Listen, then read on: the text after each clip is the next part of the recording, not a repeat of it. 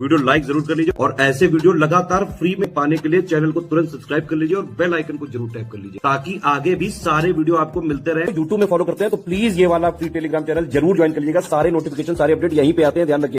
Hello everyone, welcome to ROARO by study for civil services. Myself Alka Pandey. तो दोस्तों, हम देख रहे हैं इन्वायरमेंट एंड इकोलॉजी और आज देखेंगे हम ओजोन लेयर डिप्लेशन। पिछली वीडियो में हमने बायोडाइवर्सिटी के बारे में पढ़ लिया था। तो देखिए, इसमें है कि फॉर्मेशन ऑफ ओजोन लेयर यानी ozone is highly reactive molecule containing 3 oxygen atoms. ठीक है, ओजोन जिसको रिप्रेजेंट करते हैं O3 से, ठीक है, एक बहुत ही ज़्यादा हाईली रिएक्टिव मॉलिक्यूल है जिसमें 3 ऑक्सीजन एटम होते हैं। The upper part of earth atmosphere between 10 to 50 kilometre above the earth surface is called stratosphere. ठीक है, contains a thin layer of ozone. Exam में बहुत बार पूछा गया है कि ओजोन लेयर जो है किस स्फीयर में पाई जाती है। ठीक है, लिथोस्फीयर, स्ट्रेटोस्फीयर, एक्सोस्फीयर, थर्मोस्फीयर। तो इसमें सही ऑप्शन जो है स्ट्रेटोस्फीयर है। ठीक है, याद रखिएगा, बहुत बार एग्जाम में पूछा गया है। स्ट्रेटोस्फीयर में ओजोन लेयर पाई जाती है। फिर है this ozone layer serves as natural filter for blocking deadly incoming UV radiation from the sun. ठीक है, ये क्या काम करती है कि हमारे अर्थ सरफेस पर जो UV रेज आती हैं, ठीक है, इसको स्ट्रेटोस्फीयर में ये प्रेजेंट होती है ओजोन लेयर और ये इसको फ़िल्टर का काम करती है। जो हानिकारक UV रेज़ हैं वो हमारे तक नहीं पहुंच पाती हैं, बीच में ही स्ट्रेटोस्फीयर में ओजोन लेयर के द्वारा फ़िल्टर कर दी जाती हैं। UV रेज़ के देखिए बहुत ढेर सारे नुकसान होते हैं। स्किन कैंसर हुआ, आइज़ में इचिंग, आई साइट में प्रॉब्लम, ठीक है, जेनेटिक प्रॉब्लम, जीन में प्रॉब्लम, सब पे ये इफ़ेक्ट डालती है।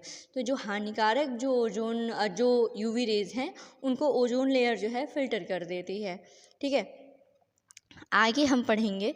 इम्पॉर्टेंट इसमें क्या था कि ये आपके स्ट्रेटोस्फीयर में पाई जाती है। फिर है अल्ट्रावायलेट यानी UV रेडिएशन जो होता है with wavelength shorter than visible spectrum has high energy and UV radiation can be divided into 3 forms. जो UV रेडिएशन होता है वो 3 पार्ट में डिवाइड किया जा सकता है। एक तो होता है UVA यानी जिसकी जो वेव लेंथ है वो बिटवीन 320 to 400 नैनोमीटर। UVB की अगर बात करें तो wavelength lesser than 280 nanometre. और UVC की अगर बात करें, इसको करेक्ट कर लीजिएगा, तो UVA होता है, UVB और UVC। ठीक है, एंड इसमें जो इन तीनों में से जो UVC होता है वो सबसे ज़्यादा डैमेजिंग होता है। बायोलॉजिकल सिस्टम में को सबसे ज़्यादा डैमेज करता है UVC।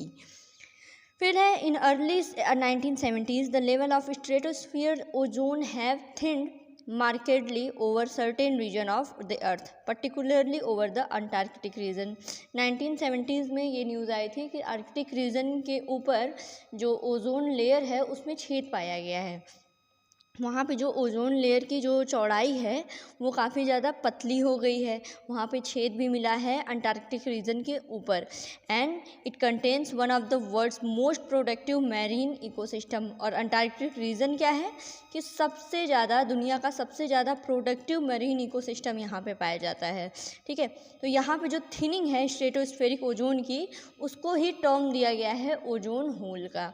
ठीक है, वहाँ पे जो मोस्ट प्रोडक्टिव मैरीन इकोसिस्टम है, अगर ओजोन लेयर पतली हो जाती है या फिर ओजोन होल का जो भी कॉन्सेप्ट है वो क्या करेगा कि जो मरीन इकोसिस्टम है उसको काफ़ी ज़्यादा इफ़ेक्ट करेगा। ठीक है, तो ये सारी चीज़ें हैं। UV रेज से जो मरीन इकोसिस्टम है उस पर काफ़ी ज़्यादा फ़र्क पड़ेगा। आगे डिटेल में देखेंगे हम कि हमारे ह्यूमन पे, ये फॉरेस्ट वगैरह पे, मरीन इकोसिस्टम पे, लिविंग नॉन लिविंग, इन सब पे ओजोन का क्या फ़र्क पड़ता है, UV रेज का क्या फ़र्क पड़ता है, ओजोन लेयर अगर डिप्लेशन होगा उसका क्या प्रभाव पड़ेगा, सारी चीज़ें हम आगे पढ़ेंगे। सबसे पहले देखेंगे ये कॉज क्या होता है कि भाई किस वजह से ये ओजोन लेयर डिप्लेशन हो रहा है। तो इसको देखिए 2 टाइप से हम डिवाइड करेंगे। एक तो मैन मेड कॉज, ठीक है, एक मैन मेड कॉज जो मतलब हमारी वजह से है, ह्यूमन की वजह से है, और दूसरे नेचुरल कॉज। नेचुरल कॉजेज़ में अगर देखें तो a number of naturally occurring substances destroy stratospheric ozone and most important of these compounds are hydrogen oxide है, इसमें मीथेन है, हाइड्रोजन गैस है, नाइट्रोजन ऑक्साइड है, क्लोरीन मोनोऑक्साइड है। ठीक है, तो ये सारी चीज़ें हैं। ये देखिए एग्ज़ाम में बहुत बार पूछा गया है। एग्ज़ाम में मतलब स्टेट पीसीएस है, आपका आरओ का एग्ज़ाम है, सीजीएल मतलब कोई भी एग्ज़ाम है, ठीक है, यूपीएससी को छोड़ करके इसमें फेवरेट क्वेश्चन है कि ओजोन लेयर डिप्लीशन के लिए जो वो मतलब हैं कंपाउंड्स हैं उनके नाम, ग्रीन हाउस रिलेटेड से कंपाउंड जो हैं उसके नाम, ठीक है। ये सारी चीज़ें एग्ज़ाम में बार बार पूछी जाती हैं। तो नेचुरल कॉजेज़ में कुछ इंपॉर्टेंट कंपाउंड्स जो हमने देख लिया, हाइड्रोजन ऑक्साइड है, मीथेन है, हाइड्रोजन गैस है, नाइट्रोजन ऑक्साइड है, क्लोरीन मोनोऑक्साइड है, ये सब रिस्पॉन्सिबल है। अगला एक और है कि during volcanic eruption significant amount of chlorine may be released in the stratosphere. Teeny particulate matter in the stratosphere known as stratospheric aerosol may also lead to ozone destruction. ठीक है, पहले तो ये सारे कंपाउंड्स हो गए। दूसरा क्या होता है कि जब वॉल्केनिक इरप्शन होता है तो उसमें से क्लोरीन रिलीज़ होती है स्ट्रेटोस्फीयर में। स्ट्रेटोस्फीयर में ही ओजोन भी पाई जाती है, ठीक है, स्ट्रेटोस्फीयर में ही ओजोन भी पाई जाती है और वॉल्केनिक इरप्शन से क्या होता है कि क्लोरीन रिलीज़ होती है। तो इससे क्या होता है, क्लोरीन जो है उस ऑक्सीजन मॉलिक्यूल से रिएक्ट करती है। इससे क्या है कि ओजोन जो है, ओजोन लेयर का डिप्लेशन होता है। ओजोन जो O3 है वो बॉन्ड जो है टूट जाता है, क्लोरीन से रिएक्ट करके वो नया कंपाउंड बना लेता है। इससे क्या होता है, ओजोन लेयर डिप्लेशन होता है। दूसरा कि जो स्ट्रेटोस्फीयर है उसमें कुछ कंपाउंड्स पाए जाते हैं, पार्टिकुलेट मैटर पाए जाते हैं जिसको बोला जाता है स्ट्रेटोस्फेरिक एरोसोल। ये भी ओजोन लेयर डिप्लेशन के लिए रिस्पॉन्सिबल हैं। ये तो हमने नेचुरल कॉज देख लिए। अगर ह्यूमन एक्टिविटी रिलेटेड कॉज देखें, मैन मेड कॉज देखें, तो any event which release chlorine atoms, ठीक है, क्लोरीन क्या है, बहुत जल्दी और ये ओजोन से ये रिएक्ट करता है क्लोरीन, ठीक है। अगर किसी भी रीज़न की वजह से कोई भी इवेंट हो जिसकी वजह से क्लोरीन एटम जो है वो एटमॉस्फेयर में जाएगा तो इससे क्या है, ओजोन का डिस्ट्रक्शन होगा, ठीक है, because chlorine atoms in atmosphere can destroy ozone very efficiently and most damaging among such agents are human made chlorofluorocarbons, ठीक है। जो क्लोरोफ्लोरोकार्बन्स होता है जो हमारे रेफ्रिजरेटर वगैरह में पाए जाते हैं, ये क्या करते हैं, इससे जो क्लोरीन रिलीज़ होती है वो ओजोन को स्ट्रेटोस्फीयर में जाकर के ओजोन से रिएक्ट करती है। इससे ओजोन लेयर का डिस्ट्रक्शन होता है, which is widely used as refrigerant and to pressurise spray cans. In stratosphere, chlorine atoms form CFC react with ozone from chlorine monoxide and oxygen molecule, ठीक है। ये क्या करती है, जो क्लोरीन होती है ये ओजोन से रिएक्ट करके ये अपना क्लोरीन मोनोऑक्साइड बना लेगी और जो ऑक्सीजन मॉलिक्यूल होंगे वैसे छूटे रह जाएंगे। तो इसे सब मिला जुला के क्या होगा, जो ये ओजोन है इसका डिस्ट्रक्शन होता है। तो क्लोरीन जो है ये काफ़ी ज़्यादा हानिकारक है ओजोन लेयर के लिए। कुछ इम्पॉर्टेंट ये कर दे रहे हैं, डिप्लेटिंग केमिकल्स हैं, इसके यूजेस हैं जो काफ़ी ज़्यादा नुकसानदायक हैं, जो रिस्पॉन्सिबल हैं आपके ओजोन लेयर डिस्ट्रक्शन के लिए। तो इसका नाम देख लेते हैं। सबसे पहले तो है CFC, ठीक है। CFC है जो आपके रेफ्रिजरेशन हुआ, aerosol, foam, food freezing, warming devices, cosmetics, heat detector solvents, cosmetic, refrigerants और फायर फाइटिंग, इन सारी चीज़ों में यूज़ होता है CFC। दूसरा चीज़ है हेलोन। हेलोन जो है वो फायर फाइटिंग में यूज़ होता है। HCFC हाइड्रोक्लोरोफ्लोरोकार्बन 22 ये रेफ्रिजरेशन में, एरोसोल, फोम, फायर फाइटिंग में यूज़ होता है। मिथाइल क्लोरोफॉर्म सॉल्वेंट है और कार्बन टेट्राक्लोराइड ये भी सॉल्वेंट है।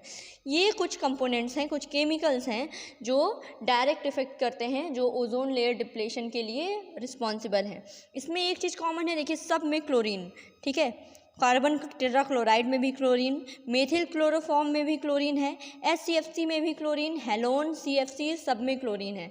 इसमें वही कॉन्सेप्ट है कि ये जो क्लोरीन है ये इन सारे केमिकल से रिलीज़ होकर एटमॉस्फेयर में जाएगा और जो वहाँ पे प्रेजेंट आपकी ओजोन है O3 है उससे क्या करेगा, क्लोरीन एक जो है ये इससे रिएक्ट करके ये मोनोक्लोराइड, ये मोनो एक एटम बनाएगा क्लोरीन अपना, और साथ में जो ऑक्सीजन मॉलिक्यूल हैं वो एटमॉस्फेयर स्ट्रेटोस्फीयर में बचे रह जाएंगे। इससे ओजोन लेयर डिप्लेशन होगा। फिर है अगर इफ़ेक्ट इसकी बात करें कि अगर ओजोन लेयर डिप्लेशन होता है तो उसके क्या इफ़ेक्ट हैं, ठीक है। सबसे पहले क्या था, जो UV रेज थी उसको 3 पार्ट में बांटा गया था। UVA है, UVB और UVC, जिसमें सबसे ज़्यादा हार्मफुल होती है आपकी UVC। तो क्या करता है कि without ozone shield the deadly UV radiation shall pass through the atmosphere and reach the earth surface. ठीक है, ये वही बात है जो मैंने बताया था कि देखिए, हाँ एक सेकेंड, इसमें यही सारी चीज़ें हैं कि हाँ अर्थ सरफेस है, इसमें जो यूवी रेज़ हैं वो आ रही हैं, जिनको स्ट्रेटोस्फीयर पे ओजोन लेयर के द्वारा जो है उसको फिल्टर कर दिया जा रहा है।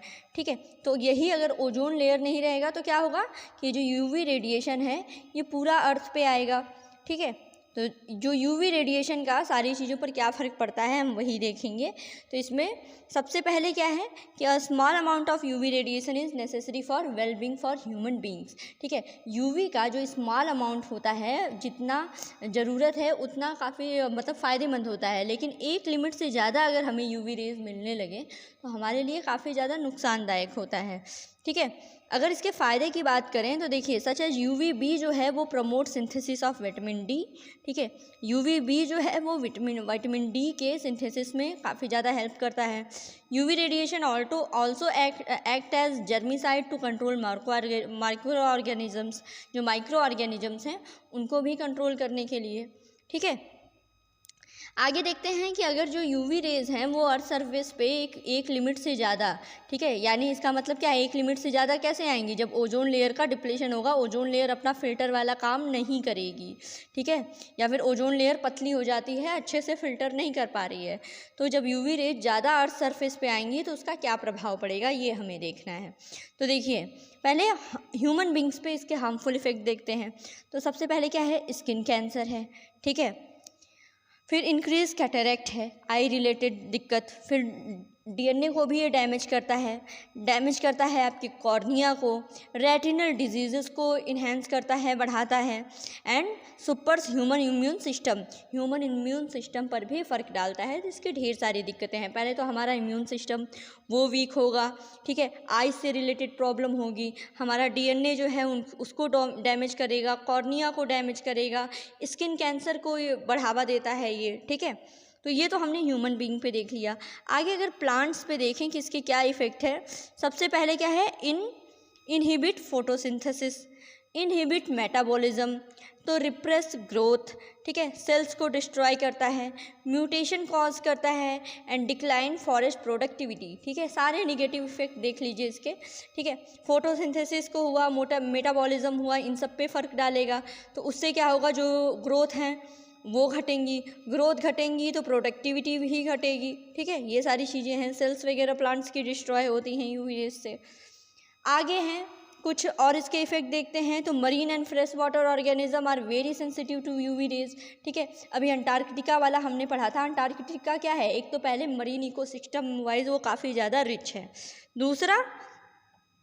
दूसरा कि वहाँ पे जो है ओजोन लेयर जो है वो बहुत ज़्यादा थिन हो गई है, जिसको ओजोन होल कहा जाता है।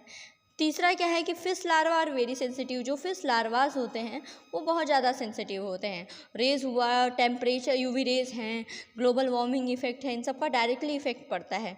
फिर प्लैंकेटॉन पॉपुलेशन सीवियरली डैमेज। ठीक है, affect fish, shrimp and crab larva. ठीक है, तो सब पे फ़र्क पड़ता है। आगे देखते हैं नॉन लिविंग जो मटेरियल्स हैं उन पे क्या फ़र्क पड़ता है। तो सबसे पहले क्या है, accelerate the breakdown of plants, accelerate breakdown of plastics, and affect temperature gradients level in atmosphere. ठीक है, तो इससे क्या होगा, जब टेम्परेचर ग्रेडियंट चेंज होगा तो एटमॉस्फेरिक सर्कुलस पैटर्न हो गया, क्लाइमेटिक चेंजेस वगैरह आएंगे। ठीक है, तो इसमें है measure to prevent ozone O3 layer depletion. तो इसमें है global awareness and action on the part of world community in the form of Helsinki and Montreal. ठीक है, हेलेंस्की एंड मॉन्ट्रियल जो कन्वेंशन प्रोटोकॉल हैं वो ओजोन लेयर डिप्लेशन से related है। हेलेंस्की ईयर जो है 1989 है, मॉन्ट्रियल प्रोटोकॉल जो है 1990s में। ठीक है, ये सारी चीज़ें जो लाई गई हैं वो ओजोन लेयर डिप्लेशन से रिलेटेड हैं, ओजोन लेयर को कंजर्व करने से, बचाने से संबंधित हैं। ठीक है, a complete ban on use of CFC and other ozone destroying chemicals is recommended, and further use of HCFCs यानी hydrochloric fluorocarbons is a substitute for CFC is being recommended on temporary basis because CFCs are relatively less damaging to ozone layer as compared to CFCs. But they are not completely ozone safe. तो इसमें बहुत सारी चीज़ें हैं जो ozone layer से depletion से related जो सब्सटेंस है, जैसे हमने पीछे पढ़ा था, ये क्लोरोफ्लोरोकार्बन था, हेलोन था, SCFCs वगैरह था, इन पे जैसे कंट्रोल करने के लिए, इनको बैन करने के लिए, तो इसमें क्या किया गया कि क्लोरोफ्लोरोकार्बन की जगह ये बोला गया कि हाइड्रोक्लोरिक फ्लोरोकार्बन जो हैं उनको यूज़ करेंगे। लेकिन हाँ, उसको भी एक समय तक ही यूज़ करते हैं, क्योंकि एक लिमिट के बाद अगर उसको ज़्यादा यूज़ करेंगे तो उससे भी रिलेटेड जो क्लोरीन है वो स्ट्रेटोस्फीयर में जाएगी और ओजोन लेयर डिप्लेशन के लिए रिस्पॉन्सिबल होगी।